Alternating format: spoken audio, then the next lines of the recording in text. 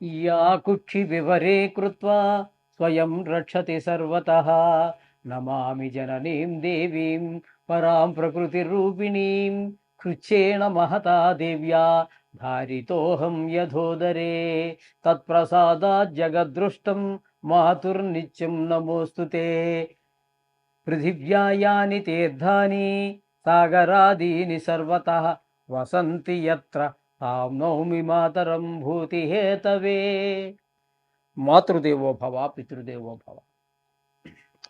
ఇప్పుడు మనము మే నెల 2026 సంవత్సరంలో గోచార ఫలితాలు ఏ విధంగా ఉంటాయో ద్వాదశ రాశుల వారికి తెలుసుకునే ప్రయత్నం చేద్దాము.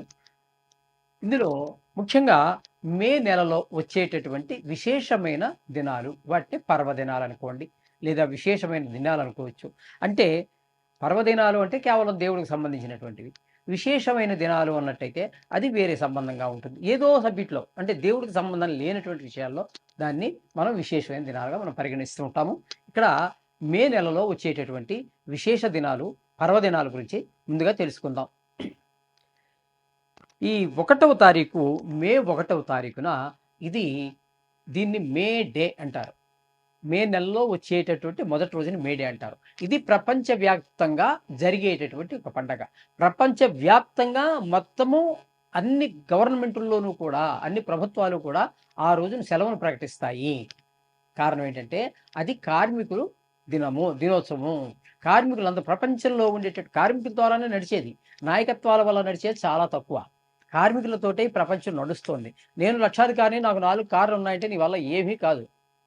నువ్వు పెట్టుబడి పెట్టడానికి, అనుకుండా నడిపించడానికి. పని నడవాలి అంటే కార్మికుడే.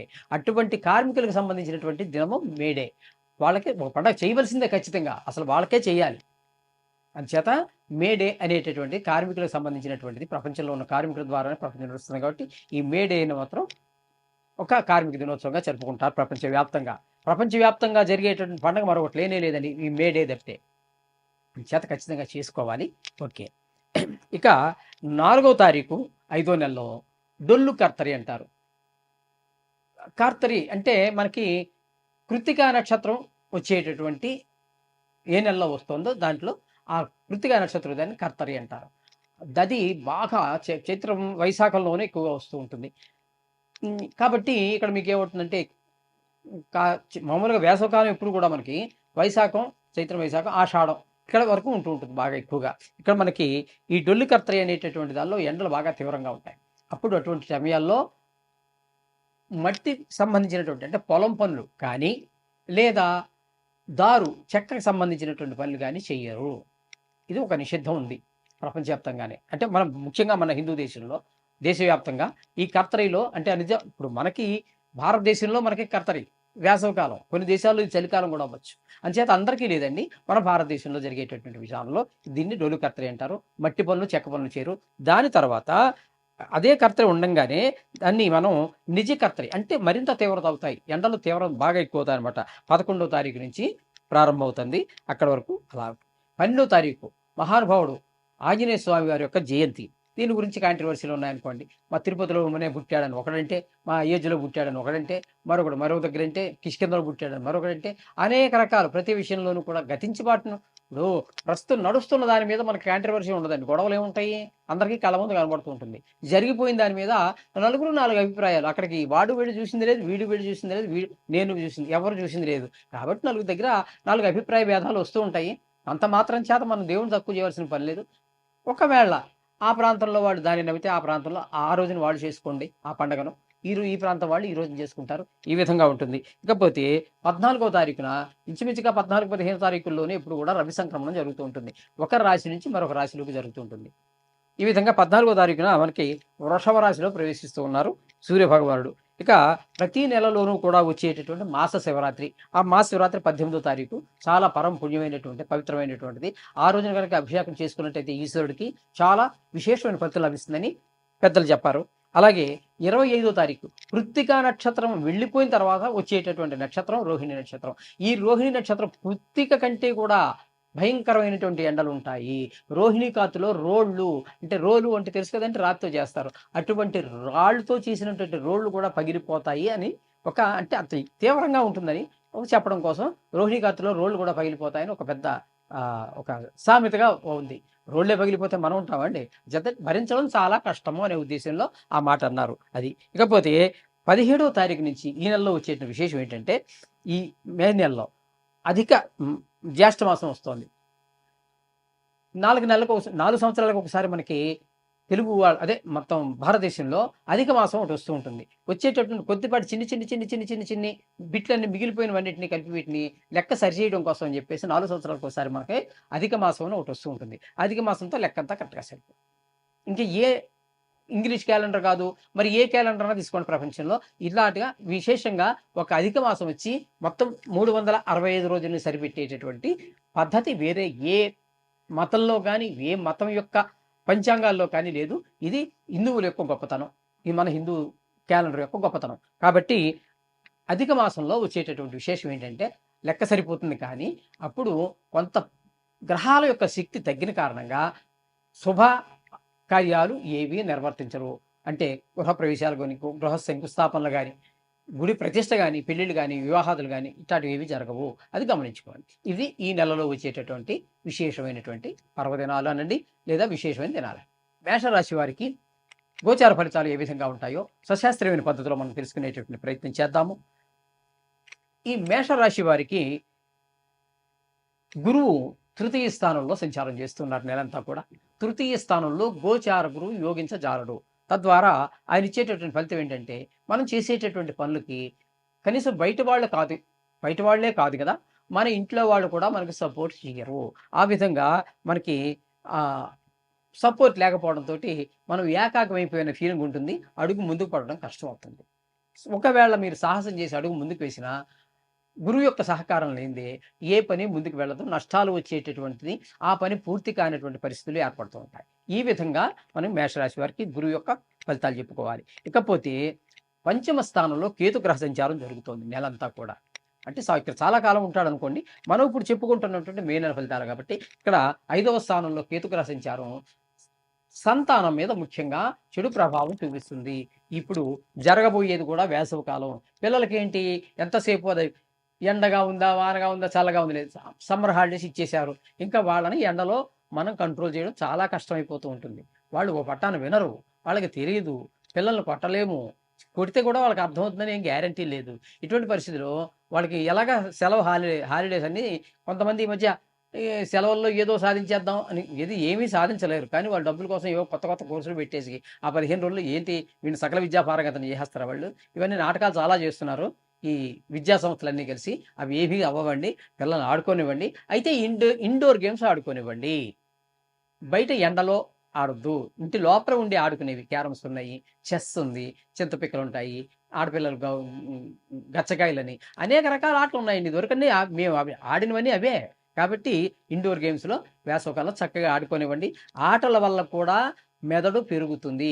శారీరకమైనటువంటి ఇది శక్తి, కండర శక్తి పెరుగుతుంది. ఆటలనేవి కూడా తిండి ఎంత ముఖ్యమో, చదువు ఎంత ముఖ్యమో, క్రీడలు కూడా అంతే ముఖ్యము. కాబట్టి తప్పేమి కాదు. ఇండోర్ గేమ్స్ మాత్రం ఆడించండి. బయటికి వెళ్తే మన వాడికి తెలీదు, ఆటలు దృష్టిలో పడిపోతాడు. కనీసం మంచినీళ్ళు తాగాలని గొంతు ఎండిపోయేదాకా రాడు. బాడీ డీహైడ్రేషన్ అయిపోయే అవకాశం ఉంటుంది. సన్ స్ట్రోక్ అని, అంటే వడదెబ్బ తగులుతూ ఉంటుంది. ఆ వడదెబ్బ తగిలింది అన్నట్టయితే ఎస్ఓఎన్ సన్ దెబ్బ తగిలింది అనుకోండి, కోలుకోవడం కూడా చాలా కష్టం. సన్ అంటే ఎస్ఓఎన్ సన్ అంటే కొడుకు. వాడు కొట్టే దెబ్బ నుంచి కోలుకోలేమండి. ఎస్యుఎన్ సన్ను ఆకాశంలో మనకు వెలుతురిచ్చేటటువంటి వాడు. దాని నుంచి మనం నిమ్మకాయో, ఉల్లిపాయో, మరోటో చేసి మనం బయటపడచ్చు. కానీ మన కొడుకు మన కొంప ముంచేసే వాళ్ళు కూడా ఉన్నారు. అంచేత వాడు దెబ్బ కొడితే మనం కోలుకోవడం కూడా చాలా కష్టం. కాబట్టి పిల్లల మీద ఎప్పుడు దృష్టి పెంచాలి. వాడు సరి అయిన దారిలో పడే వరకు, అది వాడు ఒకడు 15 సంవత్సరాలుగా పడచ్చు, ఒకడు 20 సంవత్సరాలు పడచ్చు. అప్పటి వరకు కూడా మీరు ఓపిక పట్టవలసిందే. వాడి మీద ప్రత్యేకమైన శ్రద్ధ చూపించవలసిందే. వాడికి ఏదో వచ్చాడు, తిండి పెట్టేశాము, డబ్బులు అడిగాడు ఇచ్చేసాము కాదు. అది పిల్లల్ని పెంచడం విధానం కానే కాదు. అది వాడి మీద కన్ను ఎటువంటి స్నేహాలు చేస్తాడు ఏంటండి. ఓకే, ఈ విధంగా పంచమ స్థానంలో ఉన్నటువంటి కేతు పిల్లల మీద చెడు ప్రభావం చూపిస్తాడు. కాబట్టి ఈ విధమైన విషయాలన్నీ మనం చెప్పుకోవాల్సి వచ్చింది. ఇకపోతే ఏకాదశి స్థానంలో రాహుగ్రహ సంచారం జరుగుతోంది. ఏకాదశి స్థానంలో ఏ గ్రహం ఉన్నా యోగిస్తుంది. ఇక్కడ రాహు మాత్రం మీకు పరిపూర్ణమైనటువంటి అనుగ్రహాన్ని ప్రసాదిస్తూ ఉన్నాడు. కాబట్టి ధనానికి లోటు లేకుండా చూస్తాడు. ధనార్జన బాగుంటుంది. మీరు ఏ పని మొదలుపెట్టినా కూడా అందులో మీకు రాహు విజయాన్ని చేకూరుస్తూ ఉన్నాడు. ఇకపోతే 12వ స్థానంలో శని యొక్క సంచారం జరుగుతోంది. ఈ శని యొక్క సంచారం దీన్ని ఏలినాటి శని అంటారు. అది ఆయన వ్యయ స్థానంలో ఉన్నాడు కాబట్టి మీరు ఎంత పిసినారితనం చూపించినప్పటికీ కూడా డబ్బులు ఖర్చు పెట్టి తీరవలసినటువంటి పరిస్థితులన్నీ ఏర్పడుతూ ఉంటాయి శని భగవానుడి వల్ల. అదే వ్యయ స్థానంలో కుజుడు 11వ తారీఖు వరకు, మే 11 వరకు 11వ స్థానం 12వ స్థానంలోను, తదుపరి అక్కడి నుంచి బయలుదేరి ఆ కుజుడు నెలాఖరు వరకు జన్మంలో అంటే మేషరాశిలో సంచారం చేస్తున్నాడు. ఈ కుజుడు వ్యయస్థానమైనటువంటి మీనంలో కానీ లేదా మేషంలో కానీ ఈ నెల రోజులు మనకి ఉపయోగకారి కాదు. మనకి ఇబ్బందులు ఎదురు చూస్తూ ఉంటాయి. 12వ స్థానంలో ఉన్నప్పుడు ధన వ్యయము, ధన నష్టము ఇట్లాంటివన్నీ జరుగుతూ ఉంటాయి. జన్మంలోకొచ్చాక మన మనసు కూడా చెడు వైపు ఎక్కువగా ఆకర్షితం అవుతూ ఉంటుంది. మన వాళ్ళు పెద్దవాళ్ళు తల్లిదండ్రుల్లో, అన్నదమ్ములో ఎవరో ఒకరైనా వాళ్ళు ప్రత్యేకమైన శ్రద్ధ తీసుకోకపోతే వాళ్ళు చెడుదోవ పట్టేటువంటి అవకాశం కూడా ఉంటుంది. పెద్దవాళ్ళంటారా? పెద్దవాళ్ళకి ఎవరు చెప్తారండి? వాళ్ళకి వాళ్ళు సెల్ఫ్ కంట్రోల్. వాళ్ళకి వాళ్ళే నియంత్రించుకోగలగాలి. వాళ్ళ బుద్ధిని వాళ్ళే నియంత్రించుకోవాలి. ఈ విధమైన పరిస్థితులన్నీ కూడా కుజుడి వల్ల కలుగుతున్నాయి. ఇక రవి యొక్క సంచారం తీసుకున్నట్టయితే సూర్యభగవానుడు 14వ తారీఖు వరకు మేషంలో అంటే జన్మంలోను, తదుపరి అంటే 15 నుంచి చివరి వరకు నెలాఖరి వరకు కూడా ద్వితీయ స్థానం అయినటువంటి వృషభంలోనూ సంచారం చేస్తూ ఉన్నారు. కాబట్టి ఇక్కడ మీకు జన్మంలో కానీ జన్మంలో కానీ ద్వితీయంలో కానీ రవి యోగించజాలడు. జన్మంలో ఉన్నప్పుడు చెడు వైపు ఎక్కువగా ఆలోచించడం, కోపం, ఆవేశం ఇటు రావటం, చెడు ప్రవర్తన వైపు ఎక్కువ ఆకర్షితులు అవటం ఉంటుంది. అలాగే ద్వితీయ స్థానమైన వృషభంలో 15వ తారీఖున ప్రవేశించి అక్కడి నుంచి నెలాఖరు వరకు ఉంటారు. అక్కడ మాత్రం జరిగేది ఏంటంటే ధనానికి కొంచెం లోటు వచ్చేటటువంటి పరిస్థితి అంతా ఉంటుంది.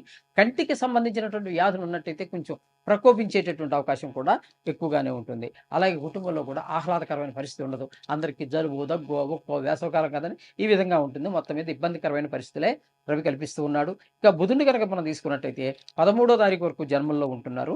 ఆ 15వ తారీఖు వరకు 13వ తారీఖు వరకు ఆ 13వ తారీఖు వరకు మనకి ఏ విధమైన ఆయన కూడా మనకి చెడు ప్రవర్తన వైపు వాటికి ఎక్కువ ఆకర్షితులవుతూ ఉంటాం. తదుపరి 15 నుంచి నెలాఖరు వరకు ద్వితీయ స్థానంలో అయినటువంటి వృషభంలో సంచారం చేస్తున్నారు.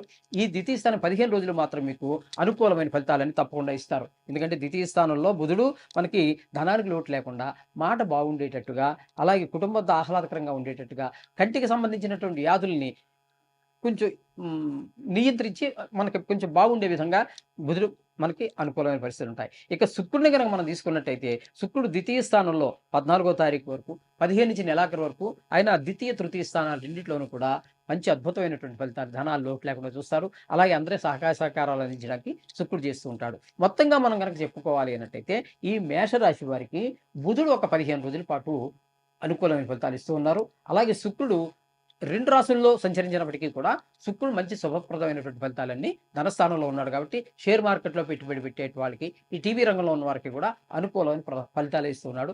రాహు కూడా నెలంతా కూడా మీకు లాభస్థానంలో ఉన్నారు కాబట్టి ధనానికి లోటు లేకుండా, అంటే ధనానికి సంబంధించినటువంటి స్థానాల్లో శుక్రుడు, రాహు 2 గ్రహాలు అద్భుతమైన ఫలితాలు మీకు కలగజేస్తున్నారు. కాబట్టి ఒక రకంగా ఆర్థికమైన ఇబ్బందుల నుంచి కొంత బయటపడేటువంటి అవకాశం ఉంటుంది. ఇక మనకు బాగలేదు కేతు కాబట్టి వీరు దగ్గరలో ఉన్నటువంటి కానీ అలాంటి గణపతికి సంబంధించినటువంటి గుడికి వెళ్ళి గణపతికి దర్శనం చేసుకోవటం అనేది ఒకటి మీరు ఆచరించదగినటువంటి ఈ పూజగా మనం చెప్పుకోవచ్చు. ఇంట్లో కూడా చేసుకోవచ్చు.